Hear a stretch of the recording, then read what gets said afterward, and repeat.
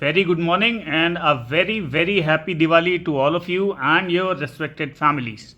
So I'm sure you all are excited for the festival today because this seems to be the biggest festival in India ever celebrated, more than Holi, because my personal choice also is Diwali.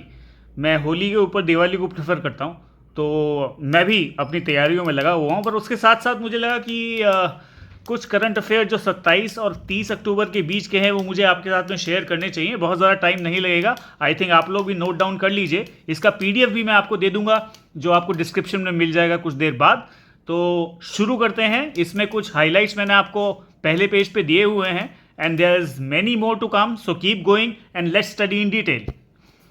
So the first news is that US, Japan and South Korea are supporting digital infrastructure in India. Now what is digital infrastructure?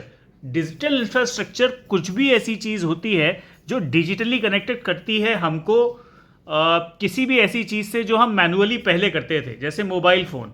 Satellite से mobile phone अगर connected है उसको रैन technology कहा जाता है, वो भी एक डिजिटल इंफ्रास्ट्रक्चर है। मेडिकल इक्विपमेंट्स में या मेडिकली अगर हम किसी इंटरनेट या डिजिटल सपोर्ट को लेते हैं वो भी एक डिजिटल इंफ्रास्ट्रक्चर है। यूपीआई पेमेंट एक एग्जांपल है डिजिटल इंफ्रास्ट्रक्चर का। इसके अलावा और बहुत सी चीज़ें हमारे आसपास जो डिजिटली होती हैं, हम लोग रोज़मर्रा की लाइफ में यूज़ करते हैं पर बहुत ज़्यादा नोट नहीं करते हैं। तो इस इंफ्रास्ट्रक्चर को प्रमोट करने के लिए यूएस, जापान और साउथ कोरिया दोनों इंडिया के साथ में आए हैं। ये एग्रीमेंट आज का नहीं है, ये एग्रीमेंट एक्चुअली अगस्त 2023 का है और इस एग्रीमेंट को 2023 से एग्जीक्यूट कर दिया गया था, जिस पे काम अभी शुरू हो गया है। तो इसमें देखते हैं डिटेल्स क्या हुई हैं। ये तो मैंने आपको बता दिया कि यूएस, जापान इस पे काम कर रहे हैं। इसके आगे हम चलते हैं। The new framework is called the digital infrastructure growth initiative for India. तो इसको शॉर्ट में जो नाम दिया गया है वो दिया गया है डिजी फ्रेमवर्क। डिजी फ्रेमवर्क का फिर से मैं आपको मतलब बता दूं, digital infrastructure growth initiative, right. So this is DIGI framework. तो ये क्वेश्चन एग्जाम में आ सकता है in form of DIGI framework. What is the full form of DIGI framework? So just keep this in mind, this is very important, right. Now going forward, the DIGI framework will be supported by the US international development finance corporation. ये बहुत बड़ा नाम है US का। It's almost like the State Bank of India in India, right? So this is investing in DG framework. Apart from that, Exim Bank of South Korea is also investing in the same DG framework. And apart from that, Bank for International Cooperation, JBIC, Japan Bank for International Cooperation is also investing in this project. So this project is not a big project. अभी ये शुरू हुआ है, 2 साल भी पूरे नहीं हुए हैं, बट इन लॉन्ग रन आप इसका जो आउटकम है वो आप ज़रूर देखेंगे। और इसका जो मेन पर्पस है वो सिर्फ ये नहीं है कि इंडिया में डिजिटल इंफ्रास्ट्रक्चर क्रिएट करना है। इसका मेन जो एम है वो है इंडो पैसिफिक रीजन को अपने आप में इंडिपेंडेंट बनाना है डिजिटल फ्रेमवर्क में। Like in August 2023 the DFC, JBIC and Korean Exim Bank signed an agreement to strengthen coordination and cooperation among the minded countries in order to drive sustainable economic growth in the Indo-Pacific region by supporting private sector investment in infrastructure। यानी कि जो private sector में पैसा लगेगा इन 3 banks के through, जो मैंने आपको बताया, जो कि है डीएफसी अमेरिका का, जेबीआईसी जापान का और कोरियन एग्जिम बैंक कोरिया का, ये इंडिया में प्राइवेट कंपनीज में जो पैसा लगाएंगे, प्राइवेट कंपनीज जो डिजिटल इनोवेशंस क्रिएट करेंगी, उन इनोवेशंस को आगे जाके इंप्लीमेंट किया जाएगा इंडो पैसिफिक रीजन में, so that they are at par with the other developed nations और कनेक्टिविटी का कोई प्रॉब्लम ना हो। This also includes 5G, this also includes the upcoming 6G and many more other technologies which are known and unknown to us as of now, right. So we have to wait and watch, but this project is going to reap very big results. Just remember, right? So going forward, Cyclone Dona, it's a bad news. Cyclone Dona has hit the coastal coast of Odisha and West Bengal, causing a lot of damage. Crores and crores of properties and infrastructure has been destroyed totally. जो ये तूफान आया था, ये बहुत तेज बारिश के साथ में आया था और जो हवा की रफ्तार थी वो करीब 100 से 120 किलोमीटर पर आवर की थी। So you can easily understand कि डैमेज का जो वॉल्यूम रहा होगा वो क्या रहा होगा। ये एक बहुत ख़राब चीज़ है, एक बहुत ख़राब खबर है। इसके अलावा जो डैमेज हुआ वो सिर्फ इंफ्रास्ट्रक्चर को और प्रॉपर्टीज़ को नहीं हुआ, जो क्रॉप्स थी, जो फसलें थी जो उस समय उग रही थी वहाँ पे कोस्टल एरियाज़ में, जो कि कोस्टल एरियाज़ में आप जानते हैं कि फसलें वैसे भी बहुत ज़्यादा नहीं होती हैं, पर जो कुछ भी थी वो भी ख़त्म हो गई। तो जो किसान थे उनका भी बहुत नुकसान हुआ है। आई डोंट नो कि उस नुकसान को कितना कंपनसेट किया जा सकता है या किया जाएगा through the government, but as of now ये नुकसान ही है और ये बहुत गलत हुआ है। And typically this is the third cyclone which has hit India this time. The first one hit Gujarat in February.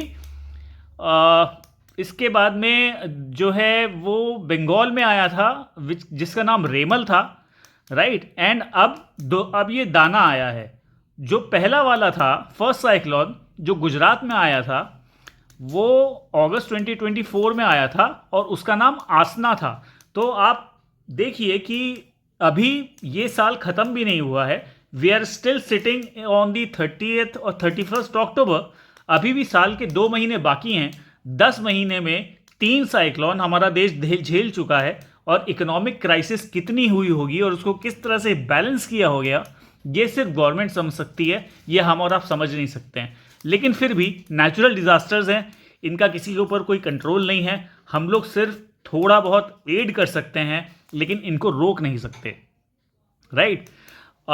ये जो नाम है दाना, ये कतर ने रखा है, जिसका मतलब होता है अरबिक में ब्यूटीफुल पर्ल। अब आई डोंट नो कि कतर के दिमाग में क्या आया, what came into Qatar's mind that it has named a cyclone as a beautiful pearl. अगर यही साइक्लोन कतर में आता, क्या वो उसको ब्यूटीफुल पर्ल कहते? I fail to understand. Well, let's go ahead. ये पहला एक चीज़ हुई है दुनिया में जिसको ग्लोबल नेचर कंजर्वेशन इंडेक्स कहा गया है, राइट। इसमें इंडिया को 176 रैंक मिली है। आइए देखते हैं इसमें डिटेल में ये है क्या। India ranks 176 in the first Global Nature Conservation Index NCI 2024 with a score of 45.5 out of 100. This places India amongst the 5 worst performers globally alongside Kiribati, Turkey, Iraq and Macedonia.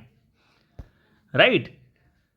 The tiny European country of Luxembourg was ranked as the top ranked country. Now यहाँ पे भाई साहब मैं आपको एक बात बताना चाहूँगा दोस्तों, लग्जमबर्ग कितना बड़ा देश है, वही देश है, वही कैपिटल है, लोग हैं नहीं, बहुत ज़्यादा पॉपुलेशन है नहीं, ठीक है, उसका फर्स्ट आना बनता है, उसके तो नेचुरल रीजंस हो गए। हमारी पॉपुलेशन 140 बिलियन के ऊपर है। यहाँ पे ग्लोबल नेचर कंजर्वेशन को कंट्रोल कर पाना आसान नहीं है, तो उसको वर्स्ट कहना is not good. I think अगर इस तरह के आपको रैंकिंग्स करने हैं, इस तरह के कंपैरिजंस करने हैं, तो आपको बाकी चीज़ों को भी, बाकी पैरामीटर्स को भी दिमाग में रखना चाहिए। I hope this is first time, आगे जाके इसके ऊपर विचार किया जाना चाहिए एंड आई एम श्योर वो भी होगा। Goldman Sonnenfeldt school of sustainable and climate change, Ben Gurion University of Negev, Israel and non-profit website biodb.com have jointly prepared and released the first global nature conservation nature index. यानी कि ये 2 bodies हैं। पहली body है Goldman Sonnenfeldt school of sustainable and climate change which belongs to Israel and the second is a non-profit organization which is biodb.com. तो इन दोनों ने मिलकर ये सर्वे किया है और फर्स्ट सर्वे है। देखते हैं, अभी इसके रिएक्शंस आना शुरू नहीं हुए हैं, जब रिएक्शंस आएंगे तो वो भी मैं आपके साथ में बाद में शेयर करूंगा। The NCI is the new tool that evaluate conservation efforts using 4 की मार्कर्स। अब ये जो एनसीआई है, ये जो नेचर कंजर्वेशन इंडेक्स जो रैंकिंग करता है, इसके पास में जो बेसिकली 4 की मार्कर्स है जिनके थ्रू ये करता है। वो कौन कौन से मार्कर्स हैं? पहला मार्कर है लैंड मैनेजमेंट, यानी कि लैंड मैनेजमेंट किस तरह हो रहा है, कितने पे फॉरेस्ट है, कितने पे रेजिडेंशियल एरियाज हैं, कितने पे एग्रीकल्चर है, कितने पे इंडस्ट्रीज हैं, ये सब चीज़ें मिला के वो रैंकिंग करता है। ये एक क्राइटेरिया है। दूसरा है थ्रेट्स टू बायोडाइवर्सिटी। बायोडाइवर्सिटी में आ गया आपका जंगली जानवर, जंगली पेड़ पौधे, फूल पत्ती, फॉरेस्ट, ये सब चीज़ें, राइट। तो इनके ऊपर कितना थ्रेट है, ये भी एक क्राइटेरिया है रैंकिंग करने का, ठीक है। उसके बाद आता है कैपेसिटी एंड गवर्नेंस। तो कैपेसिटी एंड गवर्नेंस तो एक ऐसी चीज़ है जो कंट्री टू कंट्री वेरी करती है, सब जगह पे सिमिलर नहीं हो सकती। तो अब ये उसको कैसे क्राइटेरिया को गेज कर रहे हैं, they only can tell us, because we don't have any details on any website as to on what parameters are they gauging the ranking, whether they do have rather given the criteria, the 4 key markers on which they are ranking the countries, but I fail to understand how.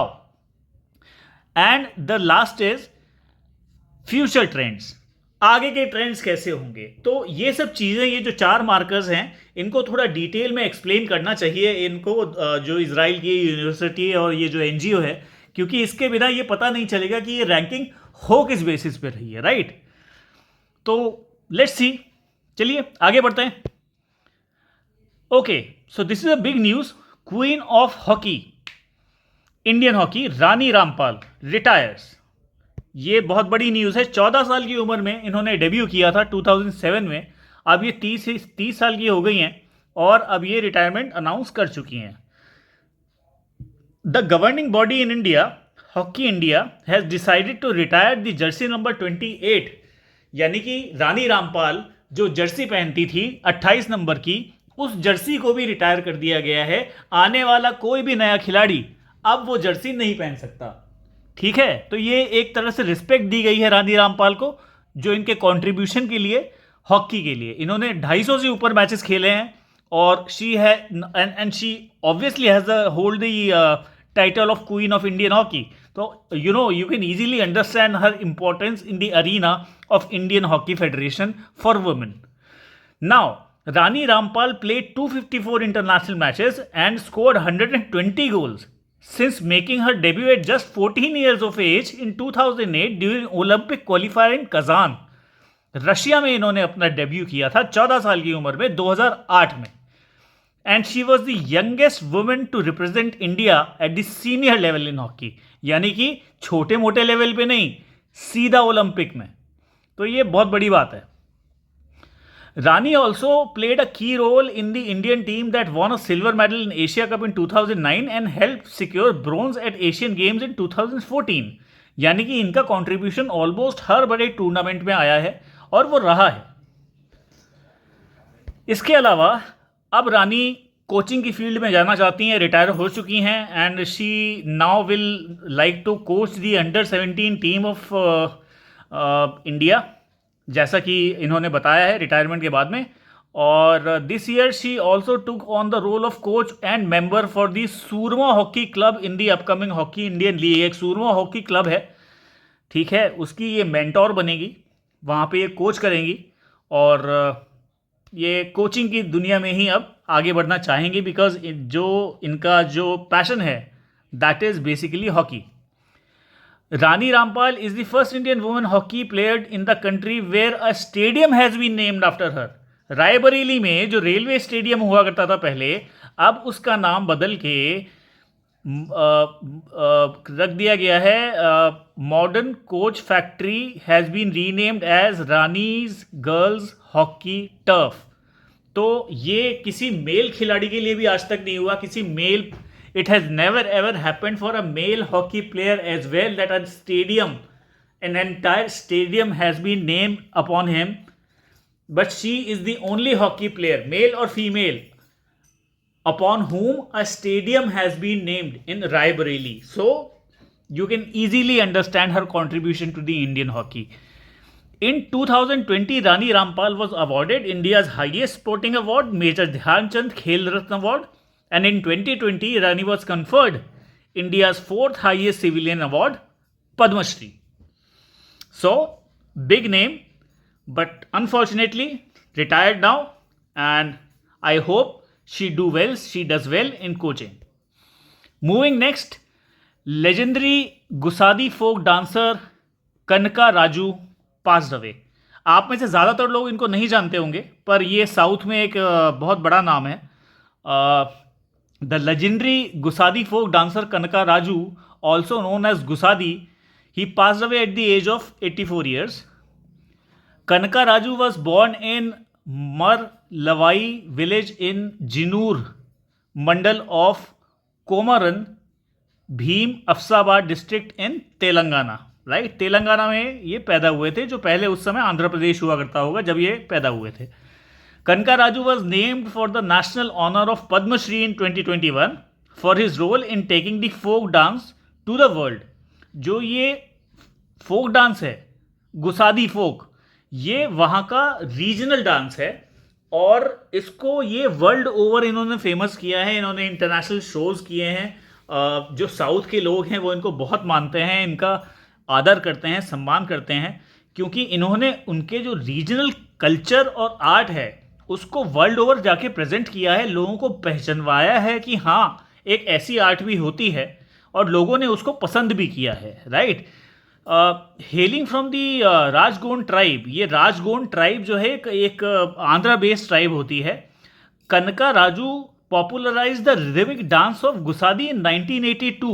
इनका जो पहला attention create हुआ था वो तब हुआ था जब इन्होंने इंदिरा गांधी के सामने परफॉर्म किया था, जब वो प्राइम मिनिस्टर थी, तब ये पहली बार नज़र में आए थे. और इंदिरा गांधी ने इनको ऑब्वियसली काफ़ी प्रमोट किया होगा, उसी के बाद ये इंटरनेशनल शोज़ और इंटरनेशनली इन्होंने अपना फेम कमाया. So this is a huge loss.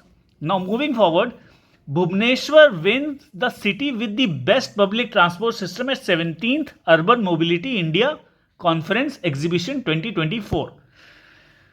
तो union minister of housing and urban affairs and power Shri Manohar Lal address the validity session of 3 days 17th Urban Mobility India Conference and Exhibition 2024, महात्मा मंदिर, Gandhinagar, Gujarat. Right?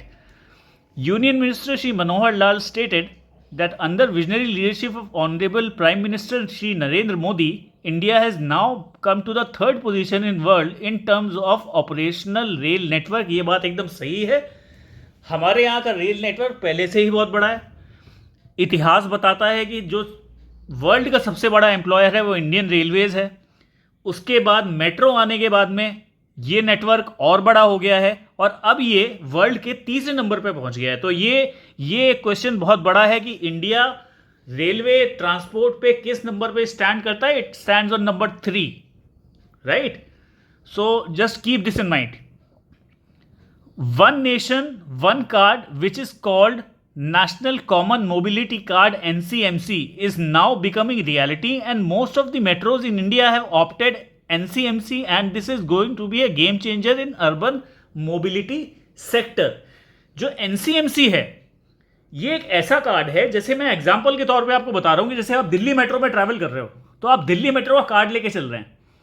आपको Delhi metro में अगर चलना है तो Delhi metro का card लेके ही चलना है. लेकिन अगर आपको एक ऐसा कार्ड मिल जाए जो किसी भी आप देश के किसी भी पार्ट में हो, आपको मेट्रो में ट्रैवल करना है, आप उस कार्ड से कर सकते हो, तो कैसा रहेगा? बढ़िया रहेगा ना. वो चीज़ें ज़्यादातर स्टेट्स ने अडॉप्ट कर ली हैं.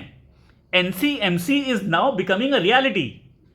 Right, national common mobility card is now becoming a reality. So this is a good news for travellers who are mostly travelling through metros in different cities. Right, so this is also a part of good question. This may come. Bhubaneswar wins the city with best public transport number 1. कौन सी city best public transport पे first आई है? और दूसरा NCMC. ये card NCMC वाली जो question है ये क्वेश्चन भी पुट अप हो सकती है. तो ये दोनों चीज़ों को आप थोड़ा ध्यान रखिएगा. Now, coming to Solex Energy partners with SBI to provide finance for solar projects. ये Solex Energy जो है ना, ये बेसिकली सोलर पैनल्स बनाती है और इन्होंने अभी अभी स्टेट बैंक ऑफ इंडिया के साथ में एक पैक्ट किया है जहाँ पे Solex Energy से जो भी अपने यहाँ पे सोलर पैनल्स लगवाएगा सोलर इलेक्ट्रिसिटी के लिए, SBI उसको फाइनेंस करेगा. अब देखिए इसके टर्म्स एंड कंडीशंस क्या हैं. Solex Energy on Saturday said it has partnered with State Bank of India to offer solar finance options for commercial, industrial and institutional customers. Right? As per As part of the partnership, SBI will offer solar financing through loans up to 10 crores for solar projects under सूर्य शक्ति solar finance scheme. तो state Bank of India के पास में सूर्य शक्ति solar finance scheme है, जिसके through वो 10 करोड़ तक के सोलर पैनल्स के लिए लोन देगा, चाहे वो कमर्शियल हो, इंडस्ट्रियल हो या इंस्टीट्यूशनल हो। राइट, इतना समझ में आ गया। तो आपको मेन क्वेश्चन यहां पे जो आ सकता है वो ये आ सकता है कि सोलेक्स एनर्जी ने किस बैंक के साथ में पार्टनर किया है अपने सोलर पैनल्स को फाइनेंस कराने के लिए, या फिर एसबीआई ने किस कंपनी के साथ में पैक्ट किया है उसके सोलर पैनल्स को फाइनेंस करने के लिए। ये दोनों तरह से ये क्वेश्चन आ सकता है। Right, going forward, while Solex Energy will offer end-to-end support to customers from site evaluation and design to obtaining regulatory approvals, जो regulatory approvals होते हैं वो लेने पड़ते हैं जब आप सोलर पैनल लगवाते हो। SBI will provide digital platform that ensures a hassle-free loan application process for financing solar project। तो यहाँ पे इन्होंने ये बताया है कि दोनों के काम अलग अलग होंगे। जो सोलेक्स एनर्जी है वो पैनल लगवाना, अप्रूवल्स दिलवाना, उनका जो इंफ्रास्ट्रक्चर है वो क्रिएट करना, कस्टमर्स के लिए एंड टू एंड सपोर्ट देना, ये सोलेक्स का काम है। एसबीआई का काम सिर्फ ये है hassle free, less paper work and loan disbursal. That is what SBI will do and that is what Solex will do. So they have bifurcated their work in different manners कि आप ये करोगे साहब और हम ये करेंगे। ठीक है, इसमें कोई कंफ्यूजन नहीं होना चाहिए आगे जाके, कोई कंफ्यूजन नहीं, कोई और ड्रामा नहीं चाहिए हमको इसमें। तो इन लोगों ने पहले से डिसाइड कर लिया है। Now based in Surat, Solex energy is the process expanding its solar module manufacturing capacity to 1.5 gigawatts from 700 megawatts at present in Tadkeshwar, Gujarat. Right, तो ये गुजराती कंपनी है जिसका अभी का जो प्रोडक्शन है वो 700 मेगावाट्स है और इनका जो एम है वो है 1.5 गीगावाट्स तक पहुंचना।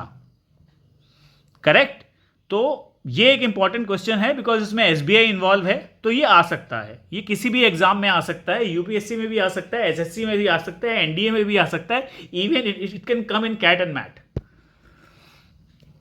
Now SBI named the best bank in India for 2024 by Global Finance magazine.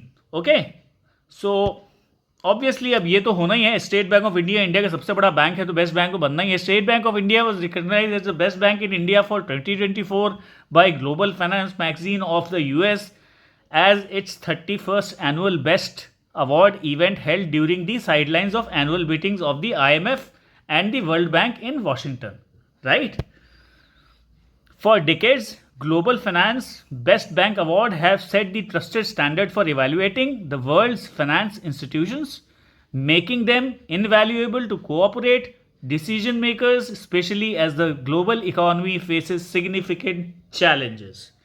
Right? तो इस पूरे जो ये अफेयर है, जो ये मैंने आपको दिखाया है, इसमें आपको सिर्फ एक चीज़ याद रखनी है कि 2024 में ग्लोबल फाइनेंस मैगजीन ने एसबीआई को इंडिया का बेस्ट बैंक बताया है।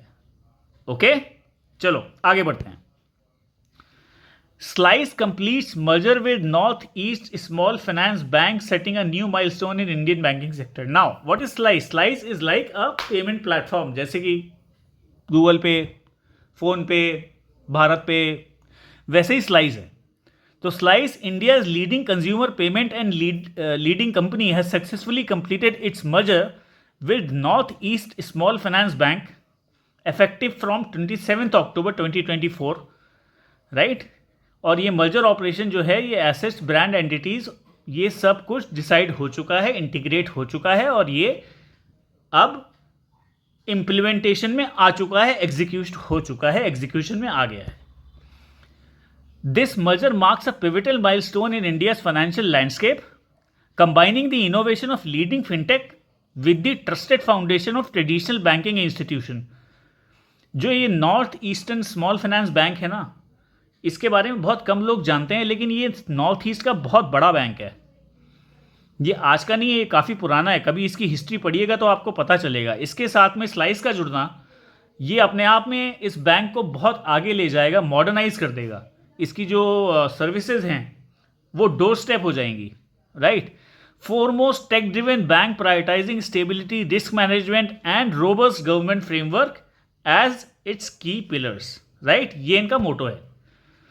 With a strengthened financial position, the merged entity is well equipped to expand its operation, meet evolving customer needs, and enhance risk management, setting new benchmark in customer experience। यानी कि risk mitigation, customer experience को बढ़ाना और risk management करना, customer needs को पहचानना, उनको evolve कराना, ऑपरेशंस को एक्सपैंड करना, इनका मर्जर का ये मोटिव है।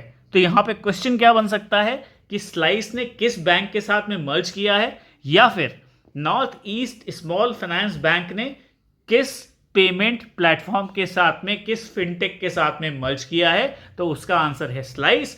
और अगर दूसरे वे से क्वेश्चन पूछा जाएगा तो उसका आंसर है north east small finance bank. ठीक है, चलिए मूव करते हैं आगे। दिवाली है भाई, ज़्यादा टाइम नहीं लूंगा आपका। Prime Minister and his Spanish counterpart jointly inaugurates Tata Aircraft Complex for manufacturing of C-295 aircraft। ये बहुत बहुत बहुत बड़ी खबर है। प्राइम मिनिस्टर ने स्पेन के जो अपने काउंटर पार्ट हैं, वहाँ के जो प्राइम मिनिस्टर हैं, उनके साथ में गुजरात में टाटा एयरक्राफ्ट कॉम्प्लेक्स को लॉन्च किया है, जहाँ पे C-295 एयरक्राफ्ट की मैन्युफैक्चरिंग होगी। इसकी डिटेल में आगे जाते हैं।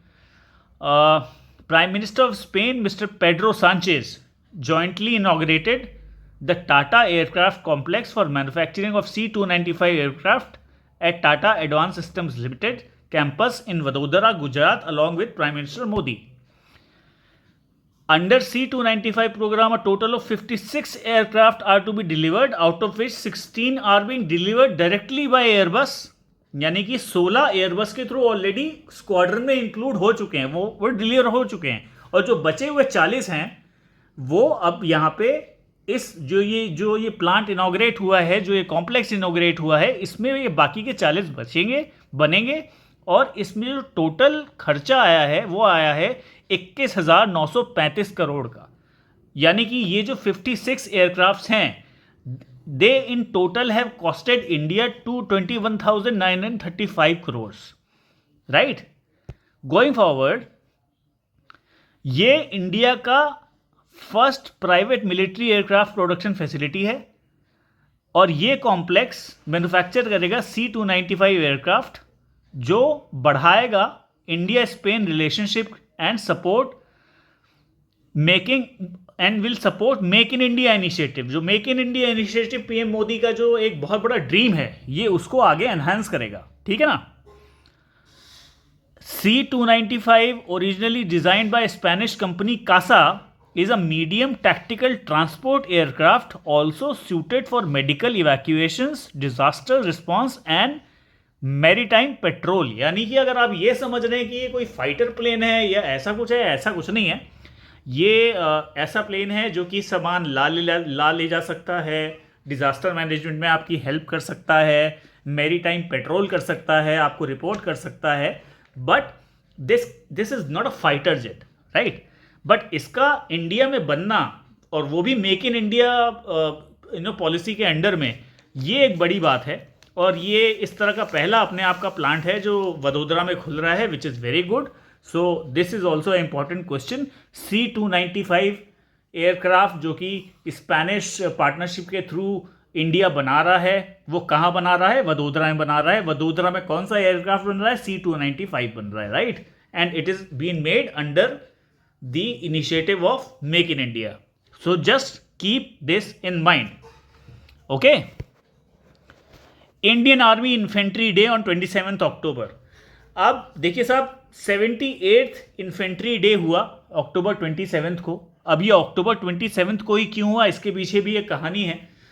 जब कश्मीर में 1947 में कबाइलियों ने अटैक किया था, उस टाइम जो फर्स्ट रेजिमेंट वहाँ पे पहुँची थी वो सिख रेजिमेंट थी और इन्फेंट्री थी। और उन लोगों ने जो कबाइली थे उन लोग को काफ़ी हद तक जो अंदर आ गए थे उनको बाहर धकेला। उसमें हमारी तरफ से भी काफ़ी कैजुअलिटी हुई थी। तो उस दिन को कोमैमोरेट किया जाता है इन्फेंट्री डे के नाम से। So moving forward, Infantry Day is commemorated on 27th October every year to acknowledge the contribution of infantry, the largest fighting arm of Indian Army. This day has a unique significance for the nation, as it was this day on 1947 that infantrymen from Indian Army became the first troop to land at Srinagar airport, and act which turned back the invaders from outskirts of Srinagar and saved the state of Jammu and Kashmir from a Pakistan-backed tribal invasion. Right तो जैसा कि मैंने आपको पहले बताया, जो कबायली हमला हुआ था उसको भगाने में इन्फेंट्री सबसे पहले वहां पे घुसी थी और इन्फेंट्री ने ही उन लोगों को पीछे धकेला था। अगर ऐसा नहीं होता तो आज शायद जितना कश्मीर हमारे पास में है वो भी नहीं होता। In his message to all the infantrymen, the Director General of Infantry exhorted them to re-educate themselves to core value of bravery, sacrifice, selflessness, devotion to duty and professionalism, and to remain indomitable in their resolve to defend the integrity and sovereignty of the nation. Right? ये जो इनके director general हैं infantry के, उन्होंने अपने जवानों को, अपने ऑफिसर्स को ये बात कह के मोटिवेट किया। Next news is, this is also big news, FSIB recommends Ashok Chandra as the new PNB managing director and CEO। तो इसमें कुछ ज़्यादा बताने का है नहीं, इनके बारे में जो ब्रीफ है वो आपको PDF में दे ही दूंगा। बस आप इतना याद रखिए कि 1 जनवरी 2025 से मिस्टर अशोक चंद्रा PNB के मैनेजिंग डायरेक्टर और CEO का चार्ज ले लेंगे, एंड 31 दिसंबर को इनका जो है लास्ट डे होगा, जो इनकी करंट पोजीशन है उस पर, और ये मिस्टर अतुल कुमार गोयल को सक्सीड करेंगे, जिनका भी लास्ट डे 31 अक्टूबर 2024 को होगा। और चंद्रा जी ने काफ़ी सिग्निफिकेंट पोजीशंस होल्ड की हैं, राइट। एसेट मैनेजमेंट वर्टिकल में यूनियन बैंक ऑफ इंडिया में थे। After becoming general manager in 2018, he extensively experienced spans of diverse banking demographics from rural to urban settings.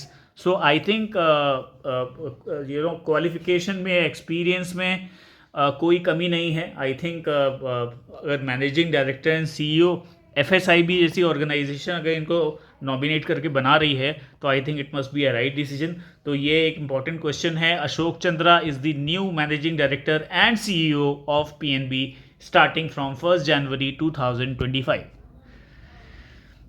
Union Minister of State Dr. Jitendra Singh inaugurate campus of India's first Biomanufacturing Institute at Mohali. ये होता क्या है bio manufacturing? Bio manufacturing होता है जो हम सब्जी बोते हैं उसमें कई बार मिट्टी खराब होती है, कई बार फर्टिलाइजर खराब होता है, कई बार कीड़े लग जाते हैं, गंदी सब्जी मिलती है, पानी गंदा मिलता है।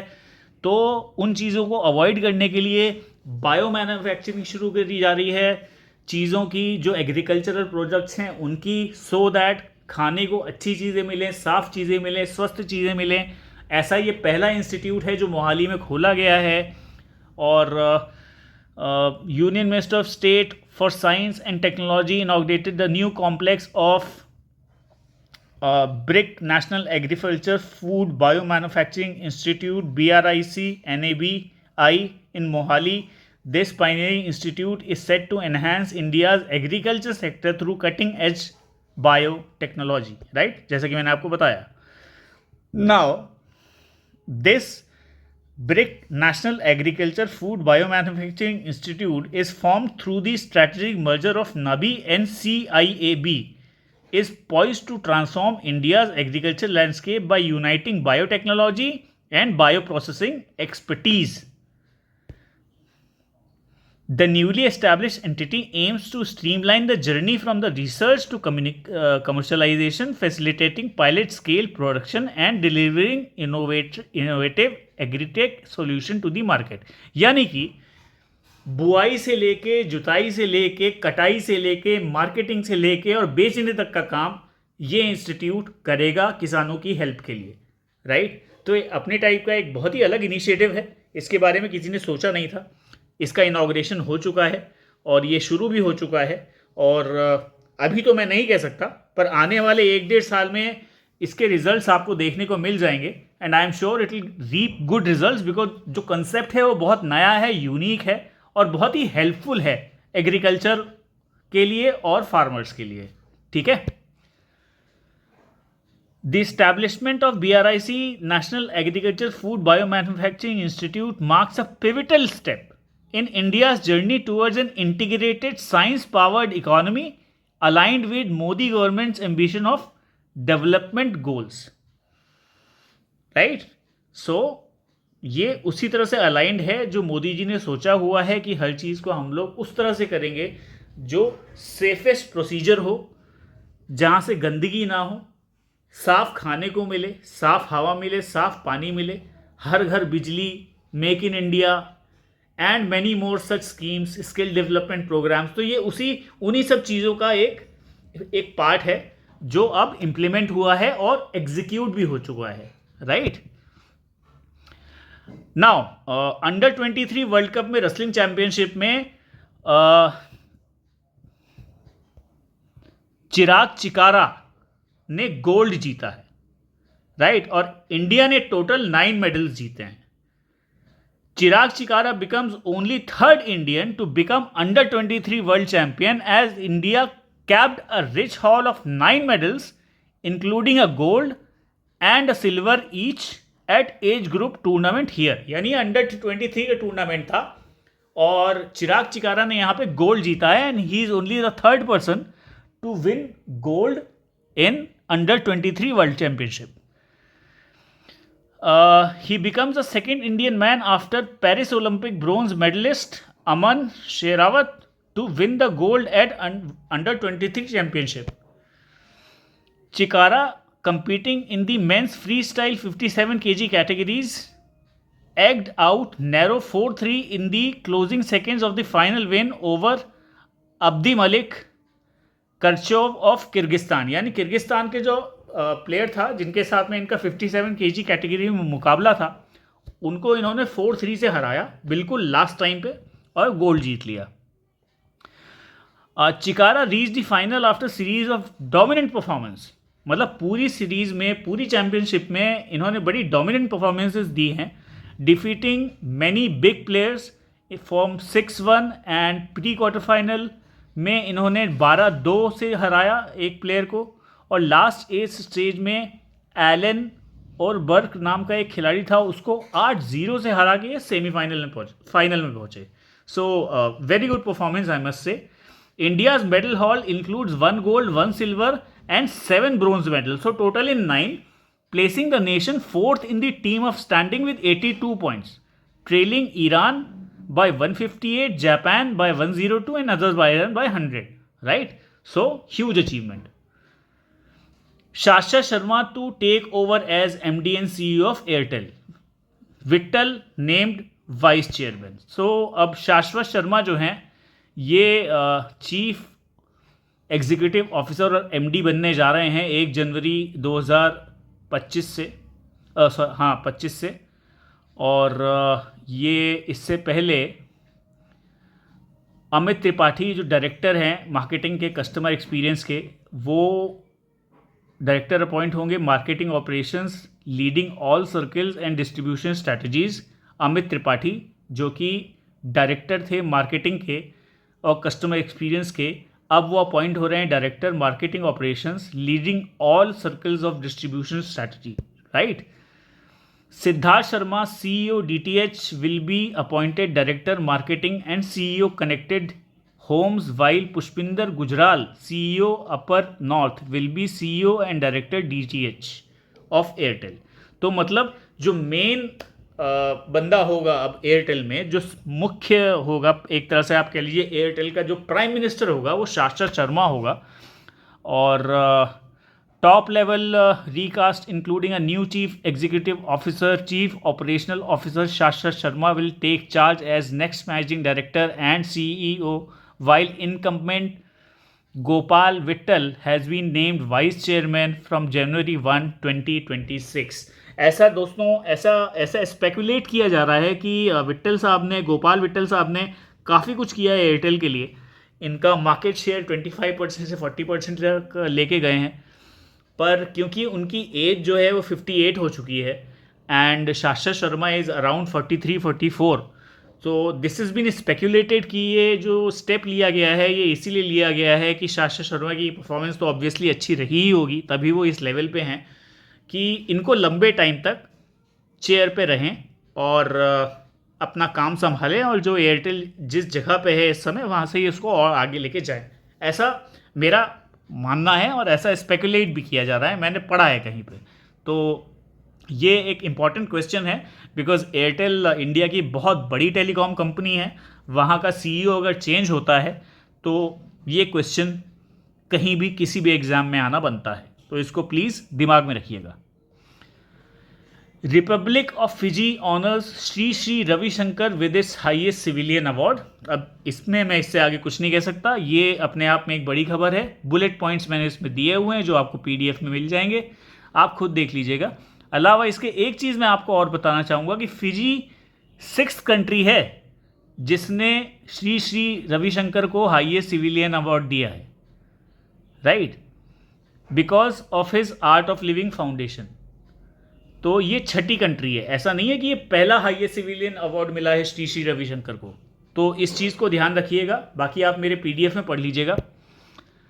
जियो financial and BlackRock incorporate AMCs to undertake mutual fund business, यानी कि जियो फाइनेंशियल, जियो जो है अब फाइनेंस में आ गया है, और ब्लैक रॉक जो एक बहुत बड़ी म्यूचुअल फंड की कंपनी है, दोनों ने कोलैबोरेट कर लिया है एनुअल मेंटेनेंस कॉन्ट्रैक्ट के लिए to undertake mutual fund business.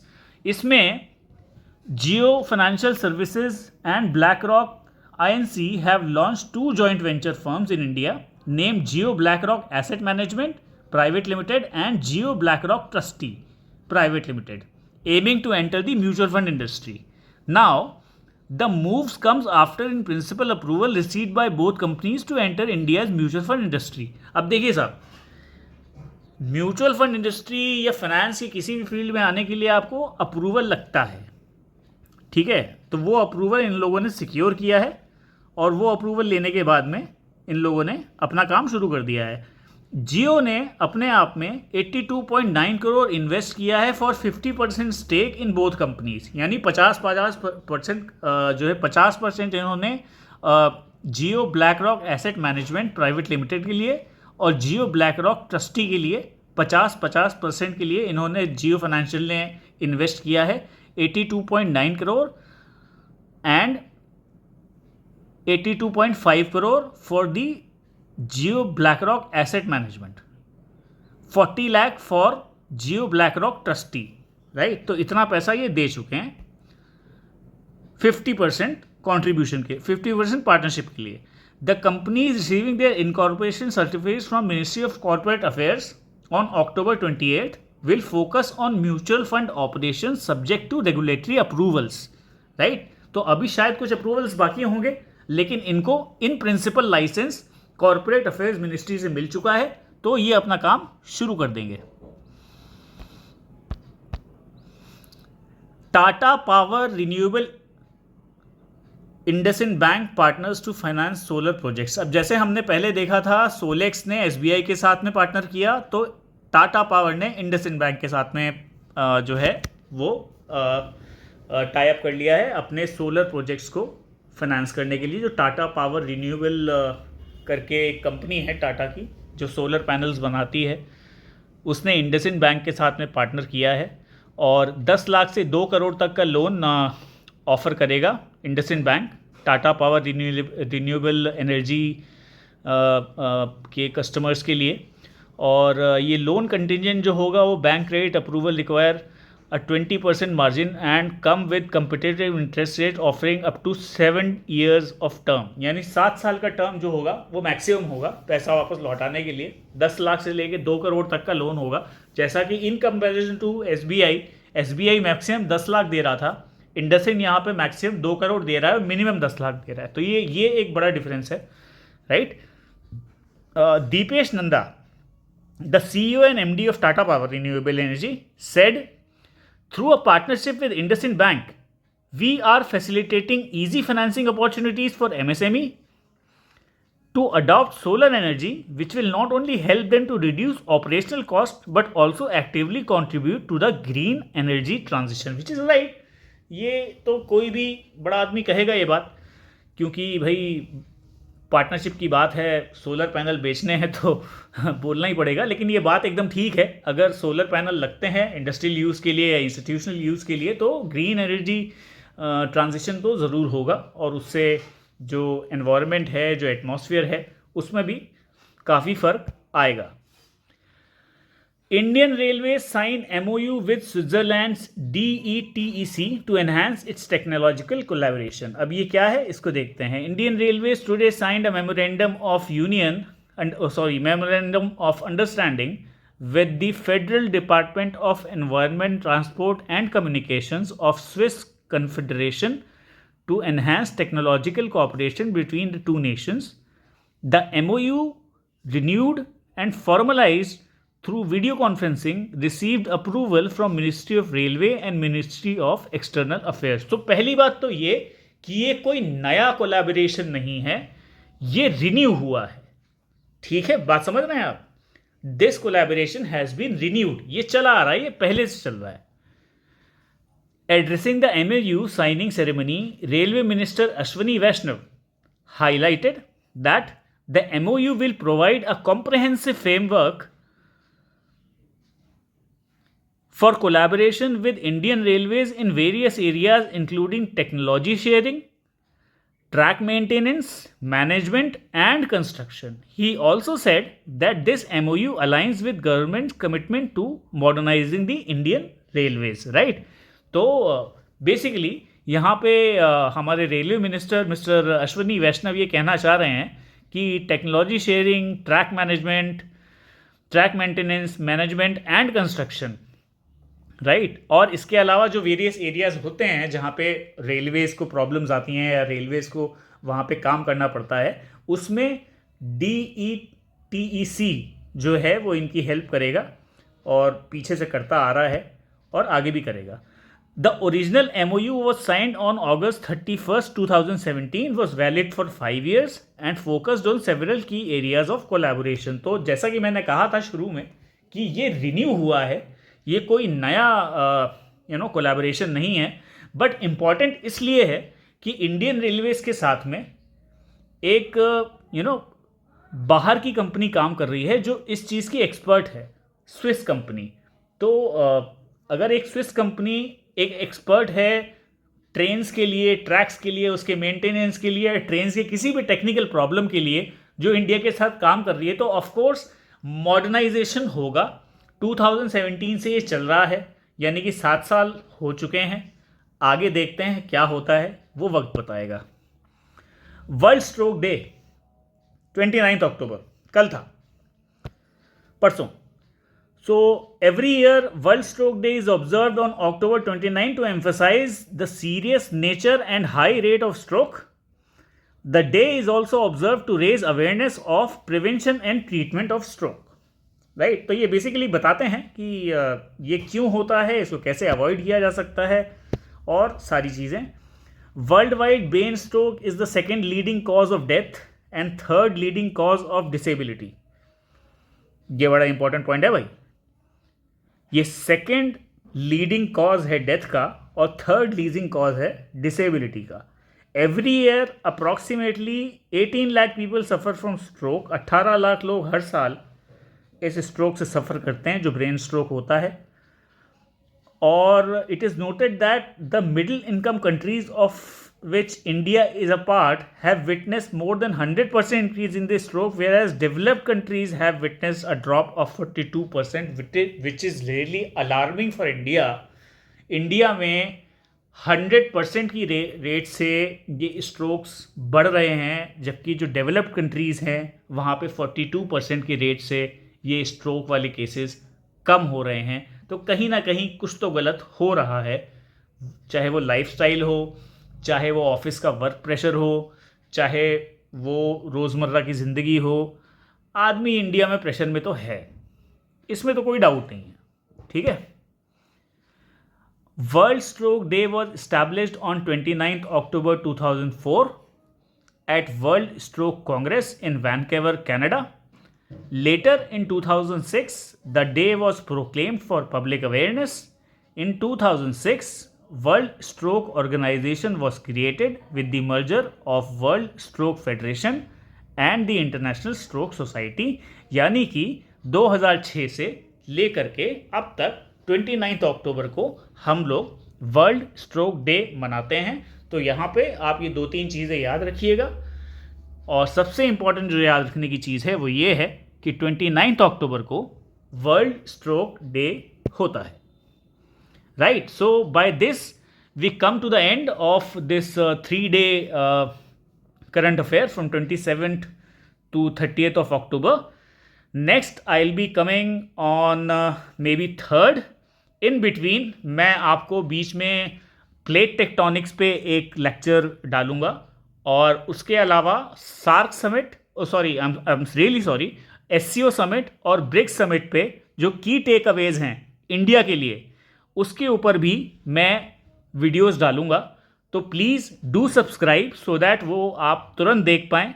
Important videos होंगे, इंपॉर्टेंट इंसाइट्स होंगे जो मैंने मैगजीन से और न्यूज़पेपर्स से लिए हैं और ये आपके काफ़ी काम के होंगे क्योंकि अगर इससे रिलेटेड कुछ क्वेश्चंस आते हैं और आपके पास में ब्रिक्स की और एससीओ समिट की डिटेल्स हैं तो आप अगर कोई ऐसा क्वेश्चन भी आता है जिसके बारे में आपको आइडिया नहीं है लेकिन आपको फुल स्टोरी पता है तो आप एटलीस्ट कोरिलेट कर सकते हैं और कोरिलेट करके सही आंसर बता सकते हैं.